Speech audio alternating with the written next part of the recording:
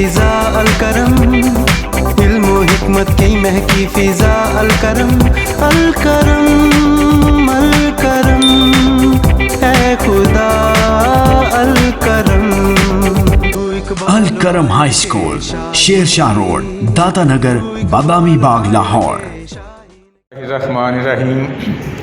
Alkaram high school Data Nagar Badami Bagh Lahore की तरफ से क्लास 9 यूनिट नंबर 10 का लेसन है बेटे ड्रग एडिक्शन, और उसके रेस्ट ऑफ द पैराग्राफ्स में से 2 paragraphs will be translated today. I was telling you last time, मुझे इसी तरह याद है कि this is one of the most important chapters of your syllabus of your course. तो इंतहाई you must pay your full attention in the translation of this chapter. सवाल जवाब भी तर्जमा भी दोनों चीज़ें इंतहाई अहम की अहमियत की हामिल हैं। Paragraph number 3, the most important major, मैंने I have jotted down on the board several difficult words and meanings, मैं स्पीक आउट भी करूँगा, लेकिन पहले हम तर्जमा पढ़ लें, फिर मैं अपने बच्चों को ना ये तर्जमा करके भी बता दूँगा, ये समझा भी दूँगा आपको। अच्छा, एक बड़ी ज़रूरी बात कि अगर इनमें से खुदा ना खासा लिखते हुए कोई वर्ड मिसप्लेस हो जाए ना मुझसे, या मैंने ना देख सकूँ, या मेरे इल्म में हो कि ये आपको आता और आपको ना आता हो, तो यू मे कॉन्टैक्ट अस। मैंने कई बार आपसे कहा आप हमसे ना कॉन्टैक्ट कर सकते हैं, वो जो आखिर में दिया होता है ना कमेंट सेक्शन, उसमें आप पूछ लिया करें, मैं सेटिस्फाई आपको कर दिया करूँगा। The most important measure to be taken this regard, इस हवाले से इस सिलसिले में सबसे अहम अमली कदम जो उठाया जा सकता है इज़ द रिहेबिलिटेशन, वो बहाली है, एंड रिकवरी सेहत याबी है, ऑफ द ड्रग एडिक्ट, नशे के आदी शख्स की बहाली और उसकी सेहत याबी है। इन मैनी कंट्रीज़, बहुत से ममालिक में इंक्लूडिंग पाकिस्तान, जिसमें पाकिस्तान भी शामिल है, एडिक्ट्स, नशे के आदी अफराद, देयर फैमिलीज़, उनके ख़ानदान वाले, एंड फ्रेंड्स और दोस्त, कंसीडर, समझते हैं, इट, इसे आ टैबू, गलत और हराम समझते हैं, टू शेयर, इल्म में लाना, किसी दूसरे को बताना, देयर प्रॉब्लम, अपने मसले को के बारे में किसी दूसरे को बताने में वो शर्म महसूस करते हैं, विद अदर, दूसरों के साथ अपने मसले को बताने को वो गलत या हराम समझते हैं। इसका मतलब ये है कि अगर किसी फैमिली में नशे का आदी शख्स है तो डर के मारे, खौफ के मारे वो किसी को बताते नहीं है कि ये बंदा हमारे साथ ताल्लुकात नहीं रखेगा। उसका नुकसान किसको होता है? उस फैमिली को शदीद किस्म का नुकसान होता है। अगर बर वक्त वो दूसरे के इल्म में ले आएँ, हो सकता है कि वक्ती तौर पर वो उनके काम आ जाएँ और उनको रिहेबिलिटेशन सेंटर ले जाकर उनका इलाज वगैरह हो सके, and they can bring back to their normal life easily, उनको अपनी नॉर्मल ज़िंदगी की तरफ आसानी से लाया जा सकता है। ऐसा उसी सूरत मुमकिन है अगर वो अपने मसले को किसी के इल्म में लाए। मिसाल के तौर पर एक आदमी है, उसको पेट में दर्द हो रही है, वो जब तक बताएगा नहीं भाई जी मेरे पेट में दर्द हो रही है, उसका इलाज कैसे करेंगे? नहीं इलाज करेंगे। चलें जी, let's continue the translation. They feel embarrassed, वो शर्मिंदगी महसूस करते हैं, टू टॉक अबाउट इट, इसके बारे में बात करने में शर्मिंदगी महसूस करते हैं, फॉर फियर, खौफ में, of being declared an outcast, कि कहीं उन्हें बरादरी से बाहर ना निकाल दिया जाए, उनके साथ कहीं वो बाइकआउट ना कर दिया जाए, समाजी मुकातिया ना कर दिया जाए, मुआशरे वाले रिश्तेदार कहीं उनसे ताल्लुकात ख़त्म ना कर लें। इस खौफ में आकर वो इस मसले के बारे में दूसरों को नहीं बताते। This not only makes the cure difficult, इससे ना सिर्फ इलाज मुश्किल हो जाता है, बट इन मोस्ट केसेस, ज़्यादातर हालात में, ज़्यादा सूरतों में, द एडिक्ट्स डाई, नशे का आदी शख्स मर भी जाते हैं, due to lack of timely treatment, बर वक्त इलाज की कमी की वजह से, बर वक्त इलाज ना होने की वजह से, एंड काउंसलिंग, बर वक्त इलाज और मुशावरत ना होने की वजह से कई सूरतों में मरीज़ अपनी जान से हाथ भी धो बैठता है, मतलब ये कि वो मर जाता है। Rehabilitation centres are the best places, rehabilitation centres बेटे ये वो जगह होती हैं जैसे हॉस्पिटल बने होते हैं, मरीज़ों को, मुख्तलिफ बीमारी में मुब्तला मरीज़ों को वहाँ ले जाया जाता है, where they are treated, they are cured by the specialist doctors, specialist doctors होते हैं, उनका इलाज वगैरह करते हैं और वो नॉर्मल लाइफ की तरफ वापस आ जाते हैं। इसके लिए नशे के आदि, नशे भी एक बीमारी है, इस बीमारी के ख़ात्मे के लिए, इसके इलाज के लिए सेंटर्स बने हुए हैं जिनको रिहेबिलिटेशन सेंटर्स कहते हैं। आगे उसकी बात हो रही है कि रिहेबिलिटेशन सेंटर बहाली के मराकज़ आर द बेस्ट प्लेसेस, बेहतरीन जगह हैं for the control and recovery process, सेहत याबी और इस मर्ज़ पर काबू पाने के अमल के लिए बहाली के मराकज़ बेहतरीन जगह हैं। The centres look after the addicts, ये मराकज़, सेंटर्स मराकज़ जगह इनके, ये मराकज़ जो हैं देखभाल करती हैं एडिक्ट, नशे के आदी अफराद की देखभाल करती हैं। Complete medical support and guidance, complete medical support, मुकम्मल तिब्बी इमदाद एंड गाइडेंस और रहनुमाई प्रोवाइडेड, फ्राहम की जाती है टू दीज पीपल, इन लोगों को, इन दी सेंटर्स, इन मराकज़ में, इन मराकज़ को, नशे के आदी अफराद को मुकम्मल तिब्बी इमदाद और उनको रहनुमाई फ्राहम की जाती है। ड्रग अब्यूजर देयरफॉर, इसलिए नशे के आदी अफराद को मस्ट बी टेकन, ले जाना चाहिए to proper and certified rehabilitation centre, मुनासिब और हुकूमत की तरफ से मुस्तनिद, जिनको सनद दी होती है, गवर्नमेंट ने सर्टिफिकेट दिया होता है कि भाई ये बेहतरीन जगह हैं। इसलिए नशे के आदी अफराद को हुकूमत के मुस्तनिद और मुनासिब बहाली के मराकज़ में ले जाना चाहिए, where proper treatment and cure is available for them, जहाँ उनके लिए मुनासिब इलाज और मुनासिब देखभाल और इलाज वगैरह वहाँ उनके लिए मौजूद है। हाउएवर ताहम दिस रिक्वायर, इसके लिए ज़रूरी है रैपिड आइडेंटिफिकेशन, फौरी शनाख्त, रैपिड तेज़ी, फौरी शनाख्त ऑफ द प्रॉब्लम, मसले की फौरी शनाख्त और ड्रग एडिक्शन, नशे की फौरी शनाख्त and full cooperation of the victims और नशे के आदी अफराद या शिकार किया मुकम्मल ताउन शामिल है with the team of the centres, इन मराकज़ की टीम के साथ उनका मुकम्मल ताउन शामिल है। Now I am going to speak out several difficult words and meanings. Measures, अमली कदम, रिगार्ड, इन दिस रिगार्ड होता है ये पूरा, इन दिस रिगार्ड, इस सिलसिले में, रिगार्ड का लफ्ज़ी मतलब बेटे इज़्ज़त होता है, जब आ जाए ना इन दिस रिगार्ड, इतना मतलब हो जाएगा इस हवाले से या इस सिलसिले में।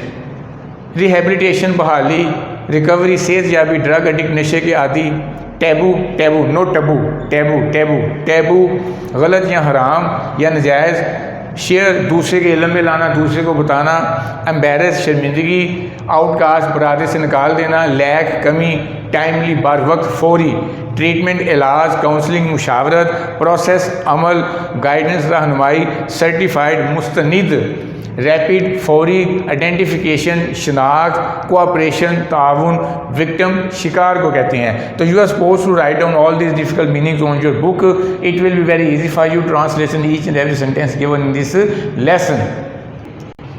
Okay बेटे, we were discussing about voices for 9th class और I have told you a number of times, several times, voices are of two kinds, active voice and passive voice। ये जब तक आप वो अच्छे तरीके से आपके सिस्टम का हिस्सा नहीं ना बन सकते, मैंने इनको नहीं छोड़ना, मैं डेली बेस पे आपको करवाऊँगा, ता वक्त है कि आपको ना से ये तक इनकी जुजियात और इनकी टेक्निकलिटीज़ हैं, किसको किस टेंस को किस में कन्वर्ट करेंगे, फॉर्म कौन सी यूज़ होगी, फ्रेज क्लास को कहाँ रखेंगे, ये हमने डेली बेस पे करनी है, मैंने रोज़ाना आपको करवाने हैं। उसकी रीज़न ये है कि दे गेट 4 मार्क्स, 4-5 नंबर होते हैं जो कि पूरे के पूरे यू कैन गेट ईजीली। चलें, आर ऑफ 2 का एक्टिव एंड पैसिव, डिफरेंस किस चीज़ का हो गया, एक्टिव में फ़ाइल होता है, पैसिव में फ़ाइल नहीं होता।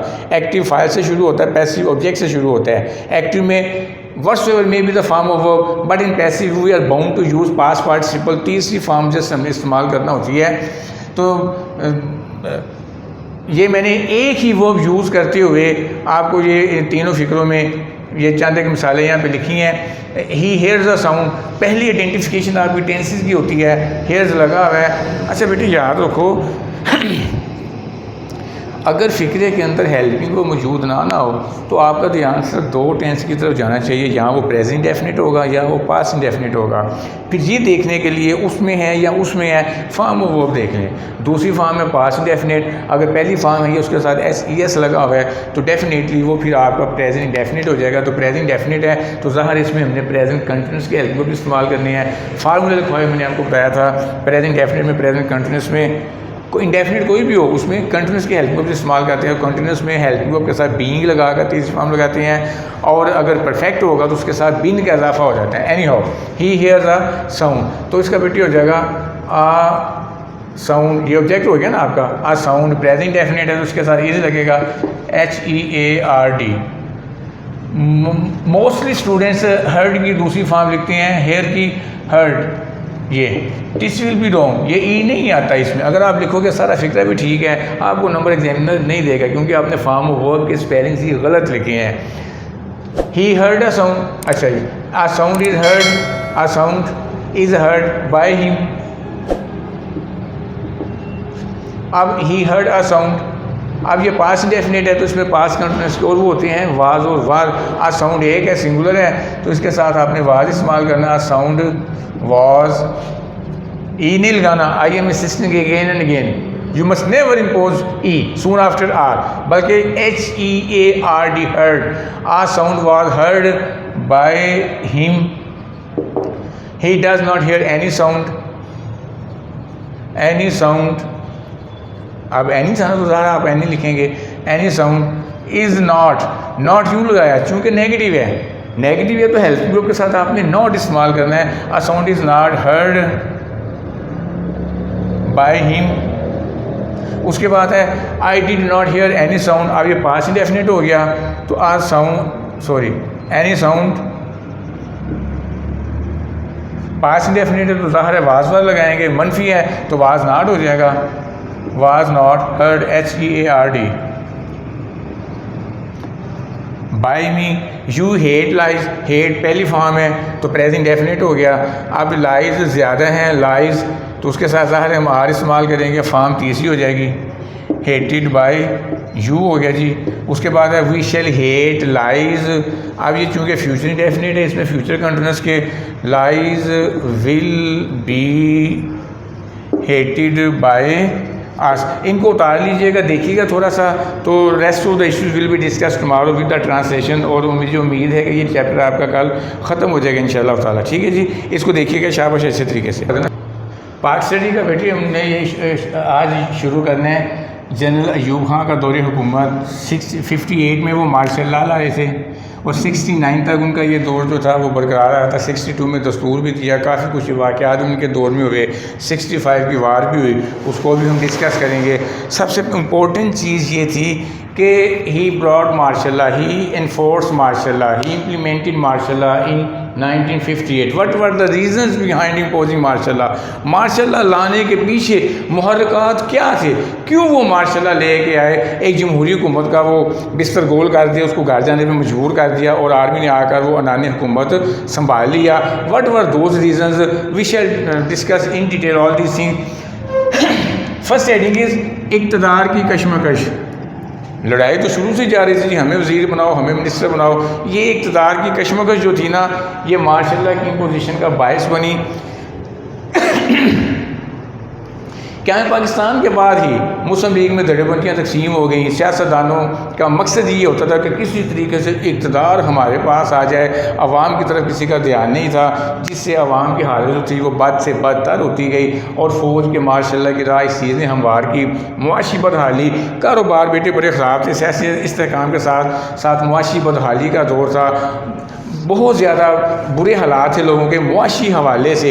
एक ज़रई मुल्क होने के बावजूद, पाकिस्तान बेसिकली एक ज़रई मुल्क है, अल्हम्दुलिल्लाह बड़ी तरखेज़ ज़मीन है हमारी, कि ये इस हद तक मुआशी बदहाली आ चुकी थी कि एक ज़रई मुल्क होने के बावजूद हमें गंदम जो थी ना वो बाहर से इम्पोर्ट करना पड़ती थी। एनी हाउ सियासी क़यादत का फुकदान था। कायद मोहम्मद जान, लियाकत अली खान, हुसैन शेख सोहरावर्दी, इनके बाद मुल्क को कोई ऐसा लीडरशिप उनको ना मिल सकी, इस स्टेट को, पाकिस्तान को कोई ऐसी लीडरशिप ना मिल सकी जो कि इनके अंदर मरकज़ियत पैदा कर सके। बेटे जब मरकज़ियत नहीं ना होती फिर सूबाइयत को फ़रोग़ मिलता है। पंजाबी सिर्फ पंजाबी कहेगा, कभी भी हमने अपने आप को इंट्रोड्यूस करो ये कह कर नहीं करवाया वी आर पाकिस्तानी। हम अपनी शनाख्त करवाते हैं जैसे पंजाबी हैं, हम लोग लाहौर के रहने वाले, हम मुल्तानी हैं, हम सियालकोटी हैं। भाई ये क्या चीज़ है, ये चीज़ मरकज़ियत के ख़िलाफ़ है। उस दौर में भी जो थी ना सियासी क़यादत चूँकि नहीं थी, और क़यादत इंतहाई ज़रूरी होती है। क़यादत होती है जो तमाम मुख्तलिफ़ धड़ेबंदियों को ना एक मरकज़ के तहत जमा करती है। कायद आज़म चले गए, फोर्थ हो गए 48 में, 51 में Liaquat Ali Khan was also assassinated. उसके बाद हुसैन शेख सोहरावर्दी थे, वो भी जब दुनिया से चले गए तो कोई ऐसा लीडर नहीं था जो उनके अंदर मरकज़ियत पैदा कर सके। एनी हाउ क़यादत नहीं थी तो अफराद तितर बितर हो गए सारे, वो किसी के अंदर हुब्बुल वतनी नहीं रही थी। तो फ़ौजी मार्शल लॉ की राह इस चीज़ ने भी ना हमवार की थी। स्मगलिंग और अकरबा परवरी, स्मगलिंग होता है कि नजायज़ राय से एक चीज़ को दूसरे मुल्क से, एक मुल्क से अपने मुल्क में टैक्स पे किए बगैर नाजायज़ तरीके से चीज़ को लेके आना। वो अकरबा परवरी, अपनों को नवाजना, सरकारी मराआत का हसूल, अपनों को नवाजना, ये एक उनका मतम नज़र होकर रह गया था। देखिए मैं थोड़ा सा इसमें बताता हूँ आपको। ये है कि मार्शल लॉ की एक बड़ी वजह स्मगलिंग, चोर गुजारी, अकरबा परवरी, अपनों को नवाजना। अपनों को नवाजते थे, अपने रिश्तेदारों को, अपनी बरादरी वालों को, हकदार को उसका हक नहीं मिलता था। मैरिट का जनाजा निकल चुका था मुकम्मल तौर पर, और नजायज़ मराद का हसूल भी थी। आवाम का कोई पुरसान हाल ना था, मतवसत तबका कसम परसी की ज़िंदगी बसर कर रहा था। पूरे मुल्क का जो निज़ाम था ना, मुआशरती निज़ाम जो था वो दरम भरम हो चुका था। सोशल ईवल जो थी उन्होंने पिनपना शुरू कर दिया था। पिनपना क्या, उन्होंने अपनी जड़ें मजबूत कर ली थी, और ये बहुत बड़ी सोशल ईवल है। अकरबा परवरी, अपनों को नवाजना, अपनी ज़ात बरादरी वालों को नवाजना, पंजाबी को सपोर्ट करे। करेगा। एनी हाउ, ब्यूरोक्रेसी बेटे एक ऐसी एक ग्रोह होता है कि हर स्टेट के अंदर इसका होना ज़रूरी है, जो कि सियासतदानों के किए गए फैसलों को अमली जामा पहनाने की ज़िम्मेदारी जिनके पास होती है ना, वो ये ब्यूरोक्रेसी होती है। ये रियासती इदारे हैं, ये अपनी जगह पर रहते हैं, हुकूमत आज चली गई, लेकिन ब्यूरोक्रेसी अपने इदारों में अपनी जगहों पर बरकरार रहते हैं। मुख्तलिफ महकमों के जो इंतज़ामी सरबराहान हैं, बेटे उन्हें ब्यूरोक्रेसी कहते हैं। तो ब्यूरोक्रेसी ने भी जो था ना एक पॉजिटिव रोल प्ले नहीं किया था। अगर उस ज़माने में ब्यूरोक्रेसी एक पॉजिटिव रोल प्ले करती तो इस मार्शल की राह जो थी ना उसमें रुकावट बन सकती थी, लेकिन इन्होंने भी जो था ना, चूँकि सारा निज़ाम ही गोल हो रहा था, सारा निज़ाम ही दरम बरम हो रहा था, और रही सही कसर जो थी ना वो ब्यूरोक्रेसी ने किरदार अदा कर दी। इन्होंने भी हुब्बुल वतनी का किरदार अदा ना किया, नेगेटिव रोल प्ले किया। उसका नतीजा ये निकला कि पूरे मुआशरे का जो था ना एक निज़ाम, इंफ्रास्ट्रक्चर जो था वो दरम बरम हो के रह गया और माशाल्लाह की राह हमवार होती गई। Rest of the headings will be discuss tomorrow. इनको अच्छे तरीके से तैयार कीजिएगा, बड़ा अहम चैप्टर है। इस उम्मीद और यकीन के साथ आप इसको तैयार करोगे। गॉड ब्लेस यू, फी अमान अल्लाह हाफ़िज़।